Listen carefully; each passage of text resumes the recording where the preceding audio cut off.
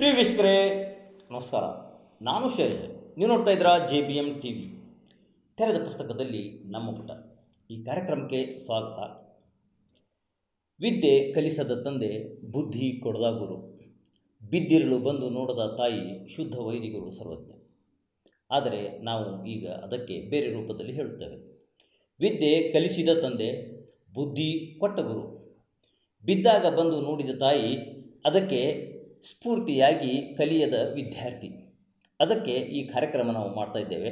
ತೆರೆದ ಪುಸ್ತಕದಲ್ಲಿ ನಮ್ಮ ಪುಟ ಈ ಕಾರ್ಯಕ್ರಮ ಯಾಕೆ ಮಾಡ್ತಾ ಇದ್ದೀವಿ ಅಂತಂದರೆ, SSLCಯಲ್ಲಿ ವಿದ್ಯಾರ್ಥಿಗಳು ಉತ್ತಮ ರೀತಿಯಲ್ಲಿ ಉತ್ತೀರ್ಣರಾಗಲಿ ಅನ್ನುವಂಥ ಉದ್ದೇಶದಿಂದ ಈ JBM ಚಾನಲ್ ತೆರೆದ ಪುಸ್ತಕದಲ್ಲಿ ನಮ್ಮ ಪುಟ. ಆನಂದ್ ಪಾಟೀಲ್, ಸಹಶಿಕ್ಷಕರು, MA BEd, ಸರ್ಕಾರಿ ಪ್ರೌಢಶಾಲೆ ಸಾಲಾಪುರ್. ಗುರುಗಳೇ, ತಮಗೆ ಈ ಕಾರ್ಯಕ್ರಮದಲ್ಲಿ ತುಂಬ ಹೃದಯದ ಸ್ವಾಗತ. ಅದೇ ರೀತಿಯಾಗಿ SM DVT sir, MA BEd Kannada ಭಾಷಾ ಶಿಕ್ಷಕರು. ಸರ್, ತಮಗೂ ಕೂಡ ಈ ಕಾರ್ಯಕ್ರಮದಲ್ಲಿ ಸ್ವಾಗತವನ್ನು ಬಯಸ್ತಾ ಇದ್ದೇನೆ. ಪ್ರಪ್ರಥಮವಾಗಿ ಪ್ರಶ್ನೆ ಕೇಳುವುದು ಏನಂತಂದರೆ, ಈಗಾಗಲೇ ತಮಗೆ ತಿಳಿದಿರಬಹುದು ನಾವು ಯಾತಕ್ಕಾಗಿ ತಮಗೆ ಇಲ್ಲಿ ಆಹ್ವಾನಿಸಿದ್ದೇವೆ ಅಂತ.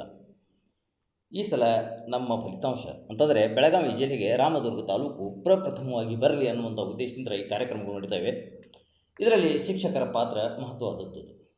ಸಾಕಷ್ಟು ಒತ್ತಡಗಳ ನಡುವೆ ಶಿಕ್ಷಕರು ವಿದ್ಯಾರ್ಥಿಗಳಿಗೆ ಬೋಧನೆ ಮಾಡುವುದು ಅಂತಂದರೆ ಅಷ್ಟು ಸರಾಗವಾದಂಥ ಕೆಲಸಗಳು ಅಲ್ಲ. ಮೇಲಿನ ಮೇಲೆ ಸರ್ಕಾರದ ಅನೇಕ ಯೋಜನೆಗಳ ಒಂದು ವಿವರಣೆಯನ್ನು ಕೂಡ ಅವರು ಕೊಡ್ತಾ ವಿದ್ಯಾರ್ಥಿಗಳಿಗೆ ಪಾಠ ಬೋಧನೆ ಮಾಡುವಂಥ ವಿಷಯಗಳು.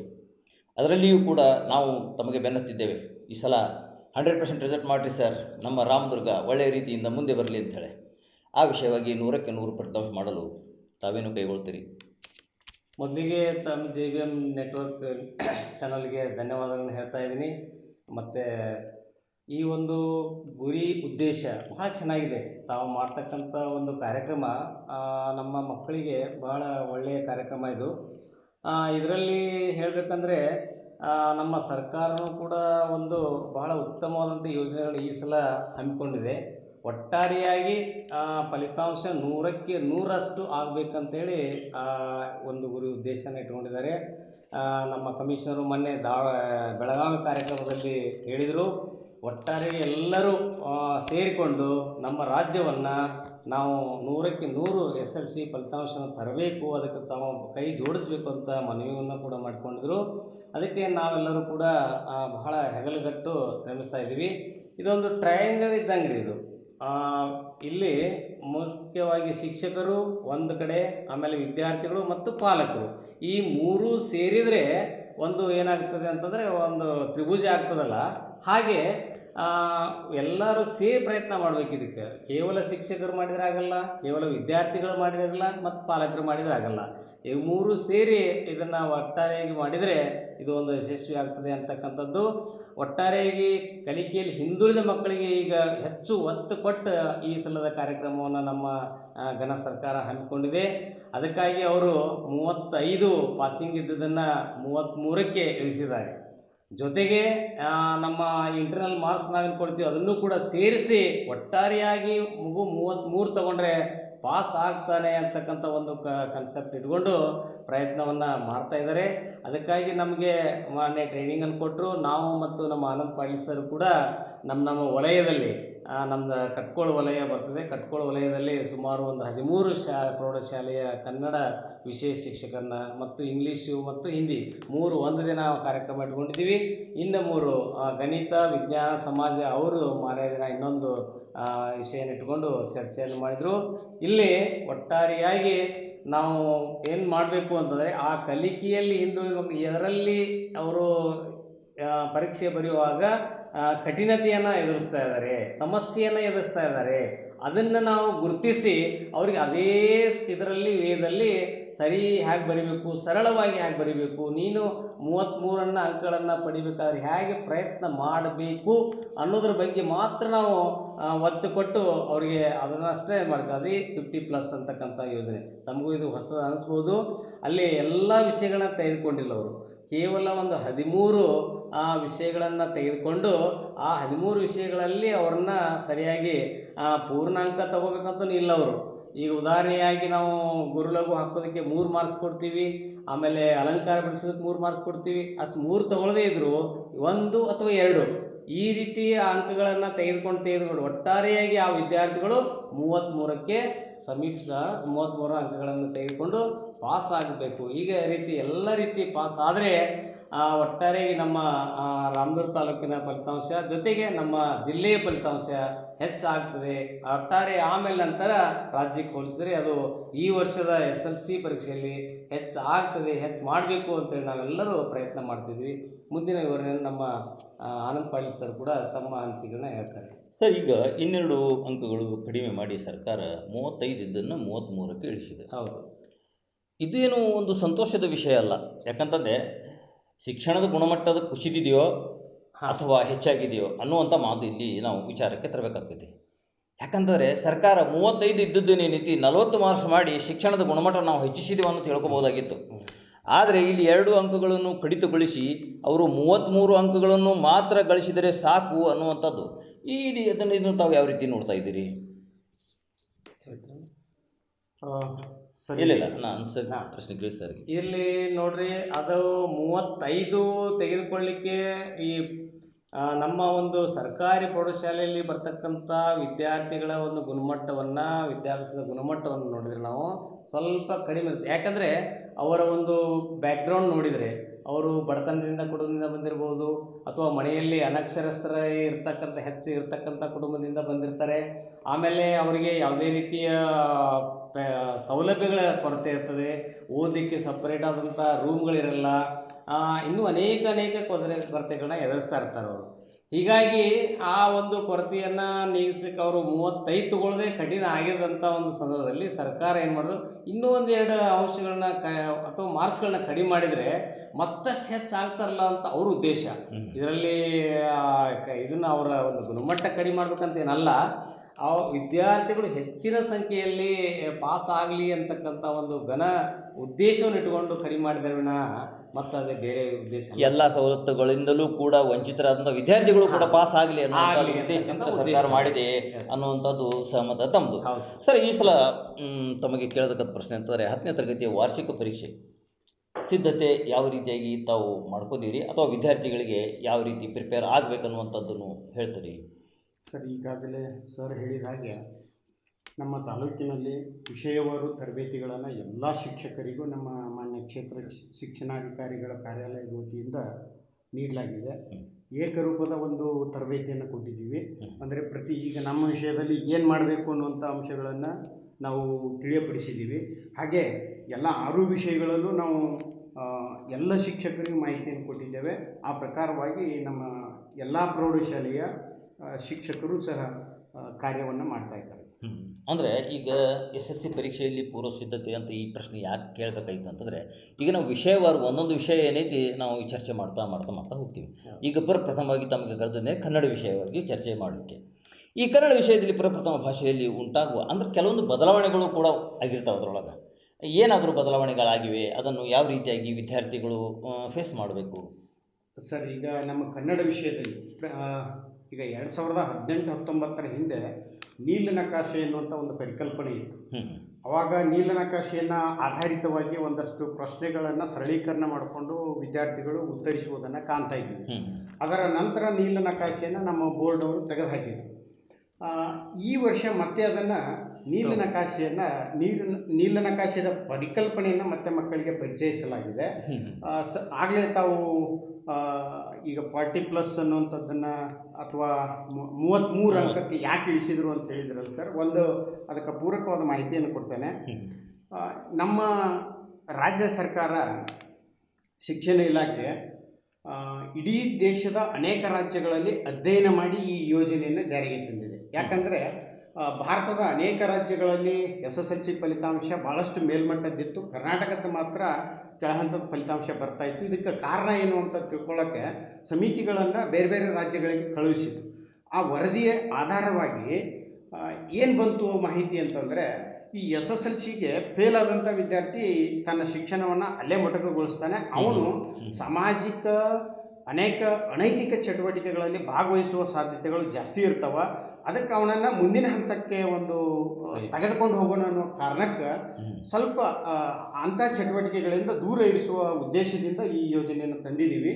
ಈಗ ನಮ್ಮ ವಿಷಯದಲ್ಲಿ ಏನಾಯಿತು ಅಂತಂದರೆ, ನಾವು 44 ಅಂಕಕ್ಕೆ ಪಾಸ್ ಅನ್ನುವಂಥದ್ದನ್ನು ಪರಿಗಣಿಸಿದ್ದೀವಿ ಸರ್ ಇಲ್ಲಿವರೆಗೆ. ಈ ವರ್ಷ 41, ಅದು 2 ರೀತಿಯ ಮೌಲ್ಯಮಾಪನವನ್ನು ಮಾಡ್ತೇವೆ. ಒಂದು ಆಂತರಿಕ ಮೌಲ್ಯಮಾಪನ, ಇನ್ನೊಂದು ಬಾಹ್ಯ ಮೌಲ್ಯಮಾಪನ. ಆಂತರಿಕ ಮೌಲ್ಯಮಾಪನ ಇಡೀ ವರ್ಷ ಶಾಲೆಯಲ್ಲಿ ನಡೀತದೆ. ಅದನ್ನು 25 ಅಂಕಕ್ಕೆ ನಾವು ಪ್ರಥಮ ಭಾಷೆಯವರು ಬದಲಾಯಿಸಿಕೊಳ್ತೇವೆ. ಇನ್ನು 100 ಅಂಕಕ್ಕೆ ವಾರ್ಷಿಕ ಪರೀಕ್ಷೆಯನ್ನು ನಡೀತದೆ. ಒಟ್ಟು 125 ಅಂಕದಲ್ಲಿ 41 ಅಂಕಗಳನ್ನು ಆ ವಿದ್ಯಾರ್ಥಿ ತೆಗೆದುಕೊಳ್ಬೇಕು ಅನ್ನುವಂಥ ಬದಲಾವಣೆ ಈ ವರ್ಷ ನಮ್ಮ ವಿಷಯದಲ್ಲಿ ಆಗಿದೆ. ಅಂತಂದರೆ SH ವಿದ್ಯಾರ್ಥಿಗಳು ತಾವು ಗಮನಿಸಬೇಕು. ಯಾಕಂತಂದರೆ ಯಾವ ರೀತಿಯಾಗಿ ಬದಲಾವಣೆಗಳಾಗಿರ್ತವೆ ಅದನ್ನು ತಾವು ಅರಿಯದೇ ಏನೈತಿ ಪರೀಕ್ಷೆಗೆ ಬರೆಯಲು ಹೋದಾಗ ಸ್ವಲ್ಪ ಮುಜುಗರವಾಗಬಹುದು ಅನ್ನುವಂಥದ್ದಕ್ಕೆ ಏನೈತಿ ಈಗ ಸರ್ ಅದನ್ನು ಕ್ಲಿಯರ್ ಮಾಡಿದರು. ಅದೇ ರೀತಿಯಾಗಿ ಸರ್ ಹೇಳಬೇಕಾಗಿತ್ತು ಅಂತಂದರೆ, ಮೊದಲ ಪುಸ್ತಕ ಪ್ರಿಂಟ್ ಆಗುವಾಗ, ಸರ್ಕಾರದಿಂದ ಪ್ರಿಂಟ್ ಆಗುವಾಗ ಅದರೊಳಗೆ ಕೇವಲ ಅಧ್ಯಾಯ 1, ಅಧ್ಯಾಯ 2 ಈ ರೀತಿಯಾಗಿ ಪರಿಣಮಿಸ್ತಿತ್ತು. ಒಂದೇ ಪುಸ್ತಕ ಒಂದೇ ಇರ್ತಿತ್ತು, ಅಧ್ಯಾಯ 1, 2. ಈಗ ಭಾಗವನ್ನಾಗಿ ವಿಂಗಡಿಸಿದ್ದಾರೆ. ಭಾಗ 1 ಕನ್ನಡ, ಭಾಗ 1 ಕನ್ನಡ, ಭಾಗ 2 ಗಣಿತ, ಭಾಗ 1 ಗಣಿತ, ಭಾಗ 2. ಈ ಭಾಗವನ್ನು ವಿಂಗಡಿಸುವುದರಿಂದ ವಿದ್ಯಾರ್ಥಿಗಳ ಮೇಲೆ ಏನಾದರೂ ಪರಿಣಾಮ ಬೀರಬಹುದಾ ಅನ್ನುವಂಥದ್ದು. ಯಾಕಂದ್ರೆ ಮೊದಲೇನಿದ್ದು ಪುಸ್ತಕ ಒಂದೇ ಇರ್ತಿತ್ತು, ಅಧ್ಯಾಯಗಳು ಬೇರೆ ಬೇರೆಯಾಗಿರ್ತಿತ್ತು. ಈಗ ಪುಸ್ತಕಗಳೇ ಬೇರೆ ಬೇರೆಯಾಗಿವೆ.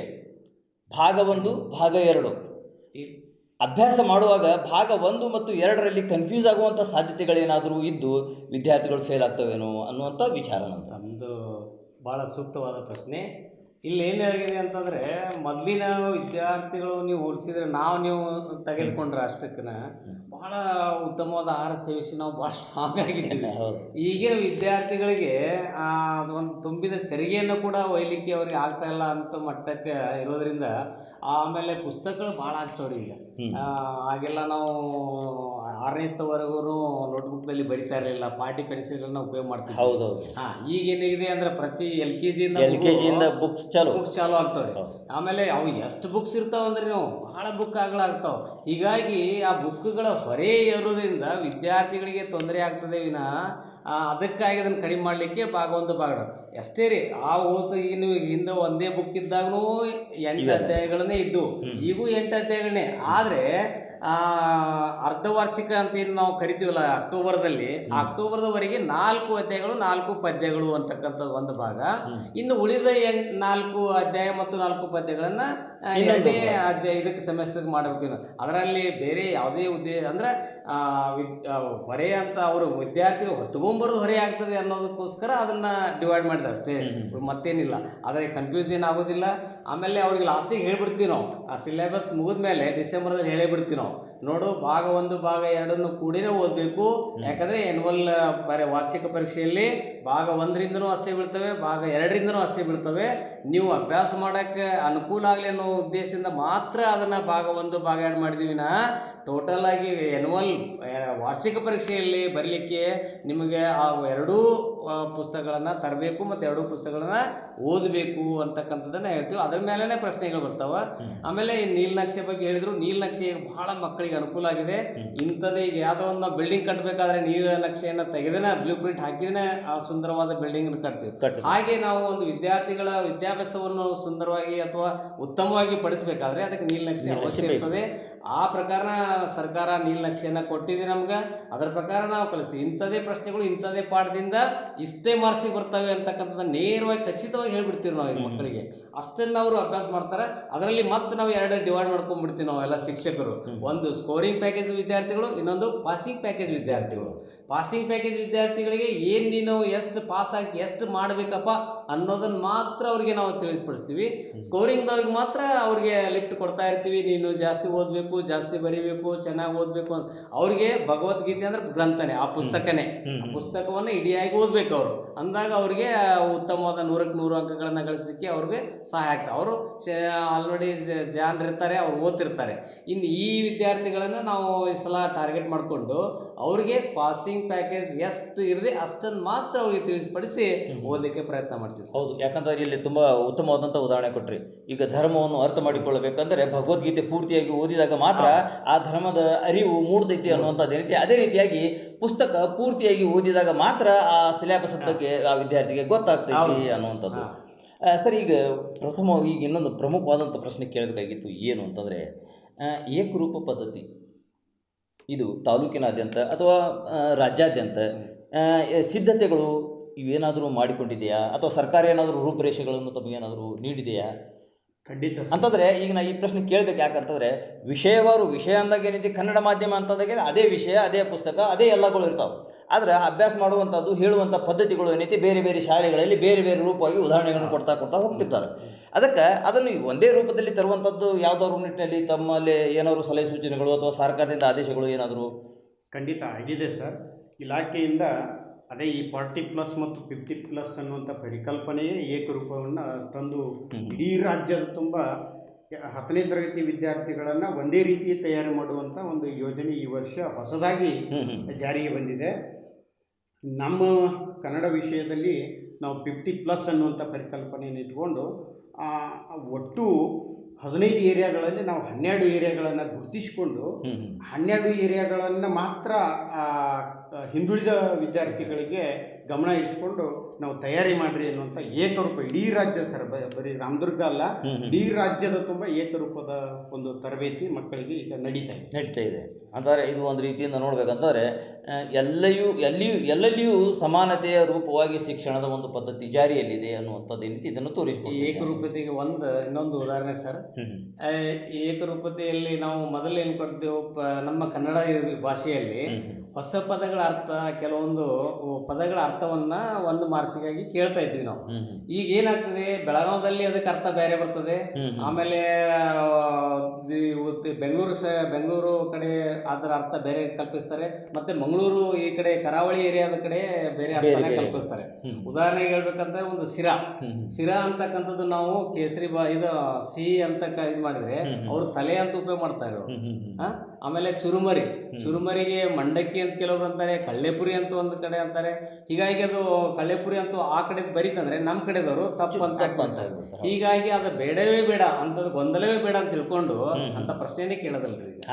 ಅದಕ್ಕೆ ಈಗ ಏಕರೂಪ ಪದ್ಧತಿ ಒಳಗೆ ಏಕರೂಪತೆ ಒಳಗೆ ಎಲ್ಲರಿಗೂ ಒಂದೇ ಉತ್ತರ ಬರುವಂತ ಪ್ರಶ್ನೆಗಳನ್ನು ಮಾತ್ರ ಕೇಳ್ಬೇಕಂತ ಹೇಳಿ ಈ ಸಲ ಪ್ರಯತ್ನ ಮಾಡ್ತಾ ಇದ್ದೀವಿ ಸರ್. ಅತ್ತ ಮಂಡಕ್ಕಿನೂ ಬೇಡ, ಇತ್ತ ಚುರುಮುರಿನೂ ಬೇಡ, ಏನಿದ್ರು ಸಹಿತ ಅವಲಕ್ಕಿ ಎಲ್ಲರೂ ಕೂಡಿಸಿ ತಿನ್ಲಿ ಅನ್ನುವಂಥದ್ದು ಏನೈತಿ ಏಕರೂಪ ಪದ್ಧತಿ ಅನ್ನುವಂಥದ್ದು. ತಮಾಷೆ ಹೇಳಿದೆ, ಆದರೆ ಏನೈತಿ ಏಕರೂಪ ಪದ್ಧತಿ.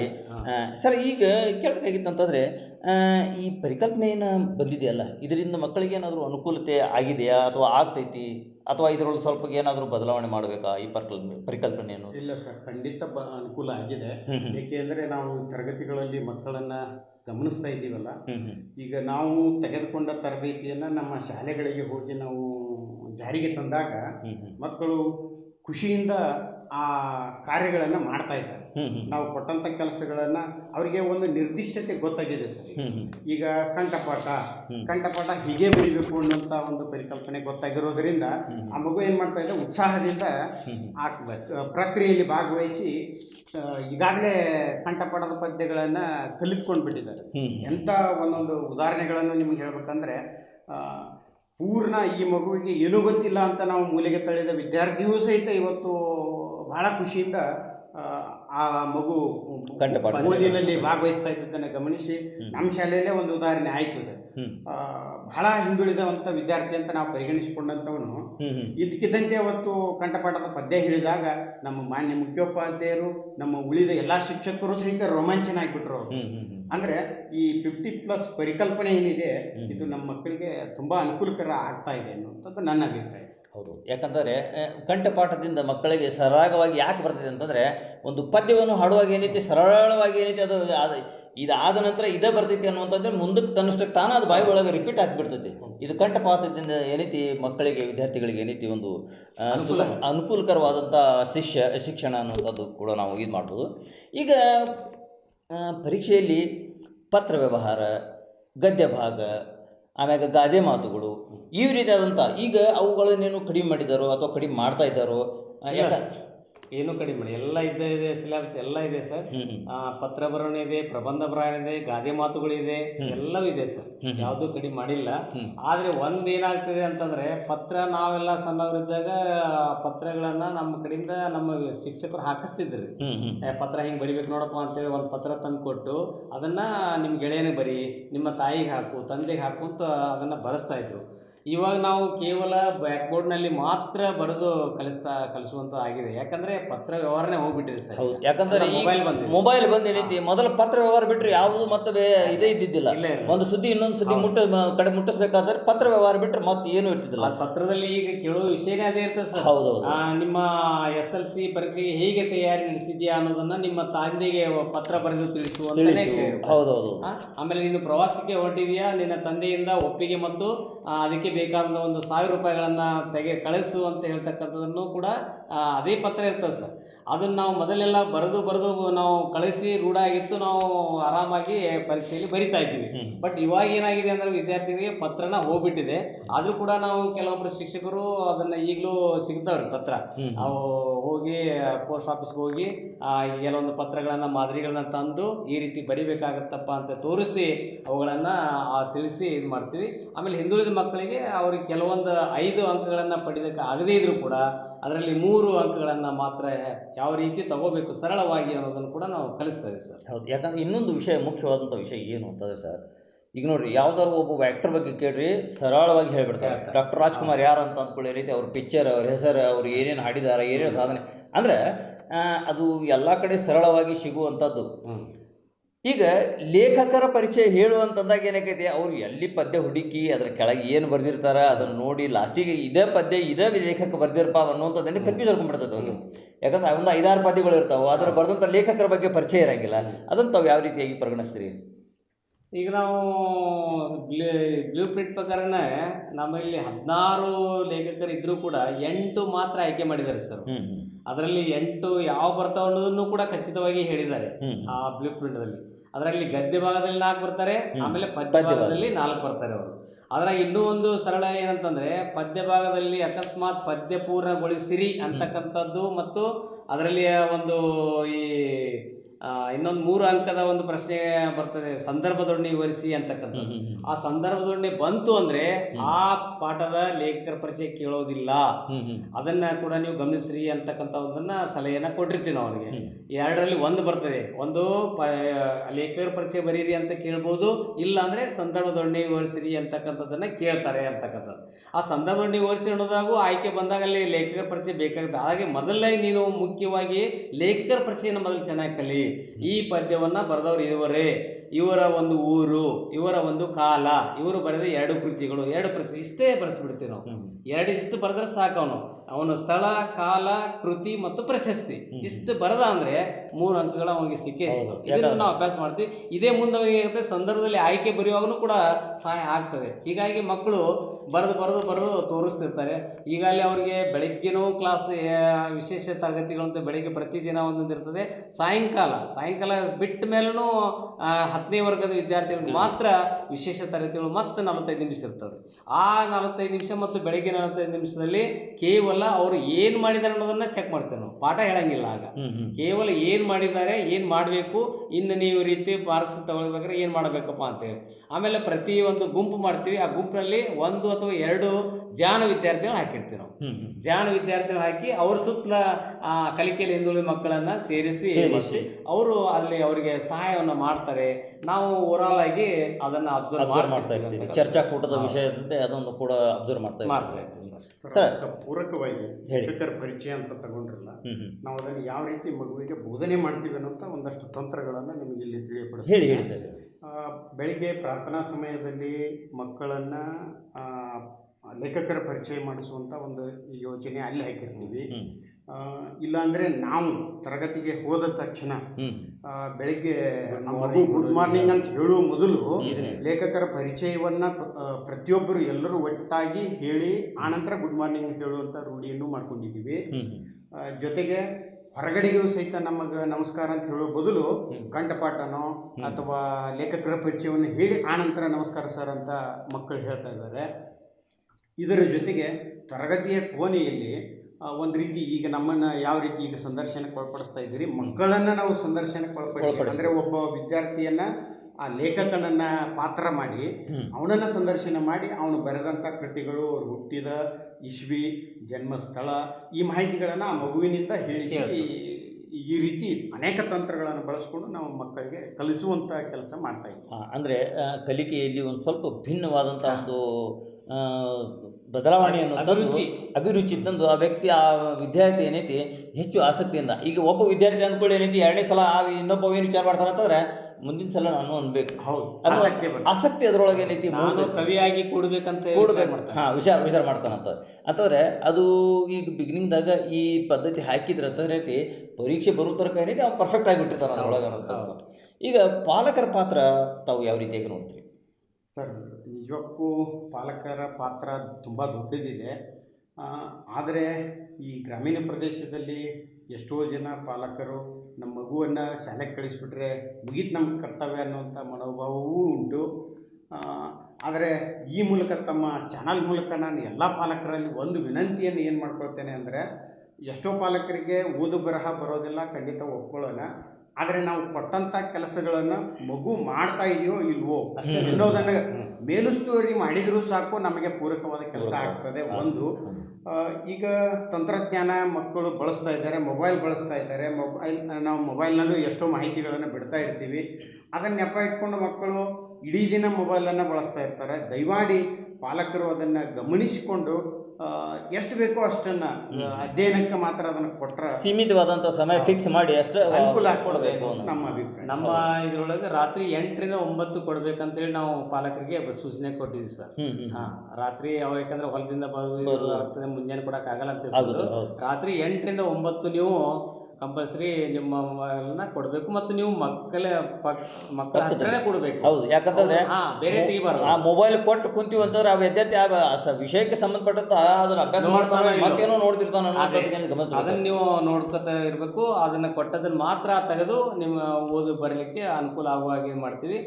ಆ ರೀತಿ ಮಾಡ್ರಿ. ಇನ್ನೊಂದು ಪಾಲಕರ ಇದಕ್ಕೊಳಗೆ ಈಗ ಸರ್ಕಾರನೇ ಪ್ರತಿ ತಿಂಗಳ 3ನೇ ಶನಿವಾರ ಪಾಲಕರ ಸಭೆಯನ್ನೇ ಮಾಡ್ಬೇಕಂತೇಳಿ ಆದೇಶ ಮಾಡಿಬಿಟ್ಟಿದೆ ಸರ್.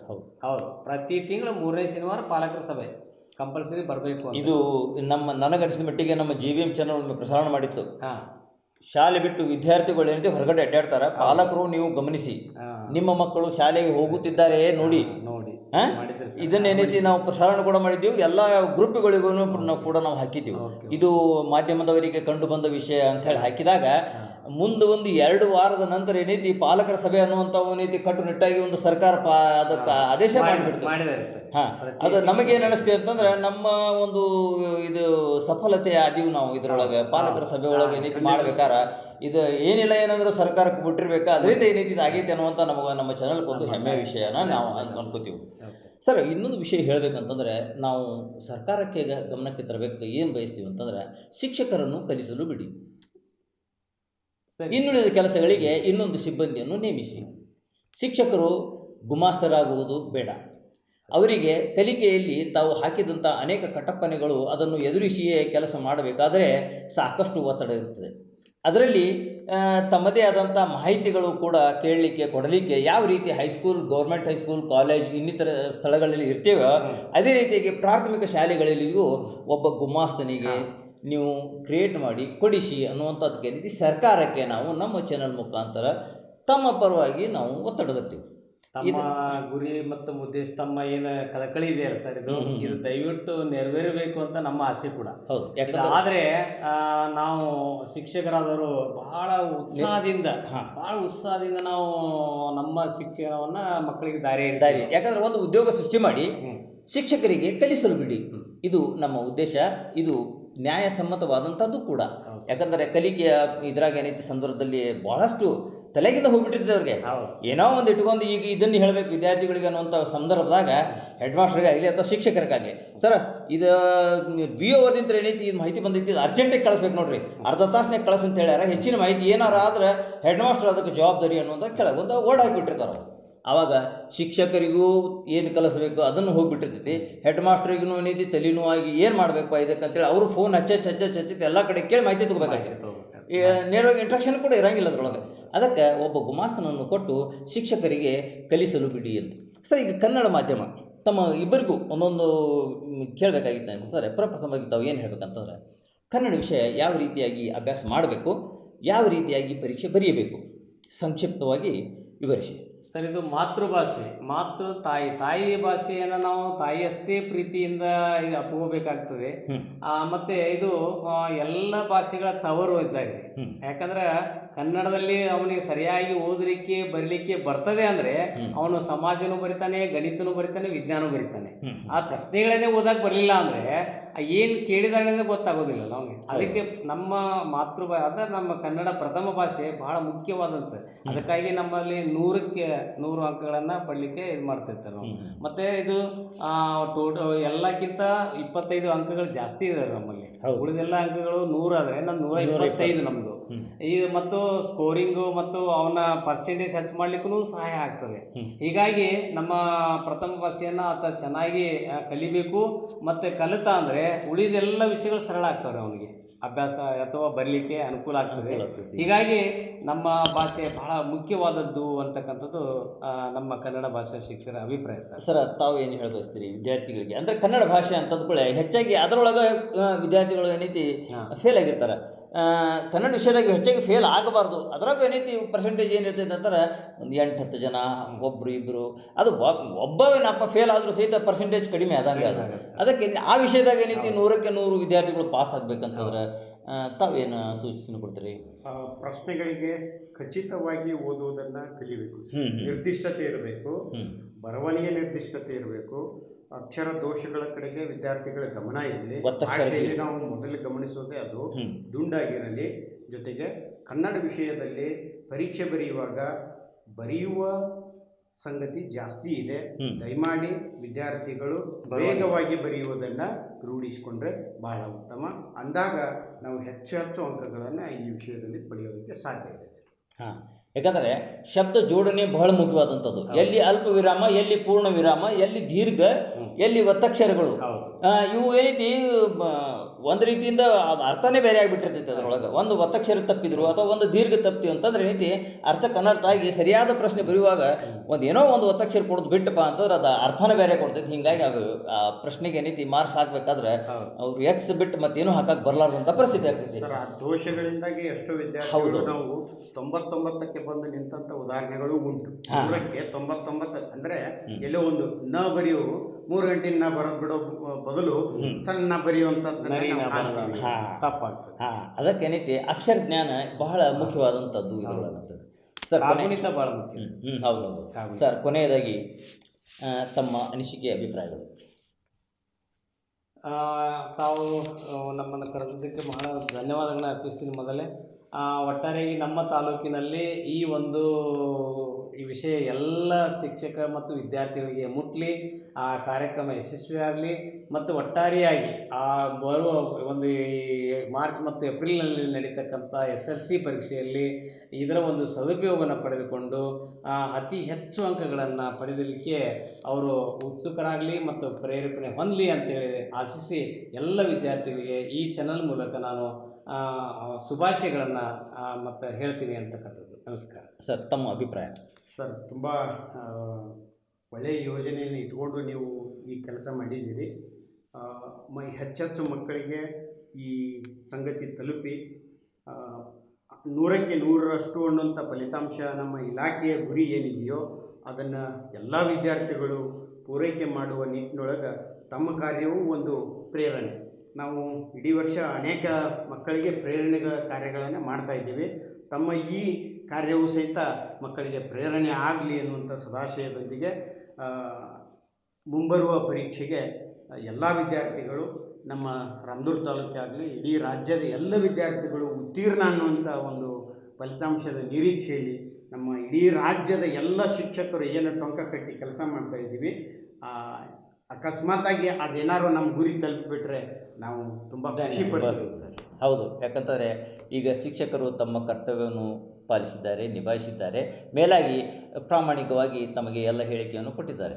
ಈಗ ಸರದಿ ವಿದ್ಯಾರ್ಥಿಗಳದ್ದು ಯಾವ ರೀತಿಯಾಗಿ ತಾವು ಇದನ್ನು ಪರಿಗಣಿಸ್ತೀರಿ, ಯಾವ ರೀತಿಯಾಗಿ ಅಭ್ಯಾಸನ ಮಾಡ್ತೀರಿ, ತಮ್ಮ ತಂದೆ ತಾಯಿಗಳ ಹೆಸರನ್ನು ಯಾವ ರೀತಿಯಾಗಿ ಮೇಲ್ದರ್ಜೆಗೆ ತರ್ತೀರಿ ಅನ್ನುವಂಥದ್ದು ಏನೈತಿ ಇದು ತಮಗೆ ನುಂಗಲಾರದ ತುತ್ತು ಆದರೂ ಆಗಿರಬಹುದು. ಆದರೆ ಏನಿದೆ, ಸಫಲರಾಗುವುದರಲ್ಲಿ ಏನೂ ಹಿಂದಿರಿಯಬೇಡಿ. ಸಮಾಧಾನವಾಗಿ ಅಭ್ಯಾಸ ಮಾಡಿ ಸರಿಯಾಗಿ ಶಾಲೆಗೆ ಹೋಗಬೇಕು, ಸಮವಸ್ತ್ರವನ್ನು ಸರಿಯಾಗಿ ಹಾಕಬೇಕು. ಯಾಕಂದರೆ ಒಂದು ಸಮವಸ್ತ್ರವು ಒಂದು ಪದ್ಧತಿ, ಅದು ಕೂಡ ಒಂದು ಶಿಸ್ತನ್ನು ಕಲಿಸುತ್ತದೆ. ಶಿಸ್ತು ಮಕ್ಕಳಿಗೆ ಶಿಸ್ತಿದ್ದಲ್ಲಿ ವಿದ್ಯಾರ್ಥಿ ವಿದ್ಯೆ ಇರ್ತದೆ. ಶಿಸ್ತನ್ನು ನೀವು ಕಲಿತದ್ದೇ ಆಗಿದ್ದು ಅಂತಂದರೆ ವಿದ್ಯಾಭ್ಯಾಸ ಏನೈತಿ ತಾನಾಗಿ ಆಗ್ತೈತಿ. ಅದಕ್ಕೆ ಶಿಸ್ತನ್ನು ಮೊದಲು ಕಲ್ಕೋಬೇಕು. ಗುರುಗಳೇ, ತಾವಿಬ್ಬರು ಇಲ್ಲಿ ತನಕ ಬಂದು ತಮ್ಮ ಅಮೂಲ್ಯವಾದಂಥ ಸಮಯವು ವಿದ್ಯಾರ್ಥಿಗಳಿಗಾಗಿ ಧಾರೆ ಎರೆದಿದ್ದೀರಿ.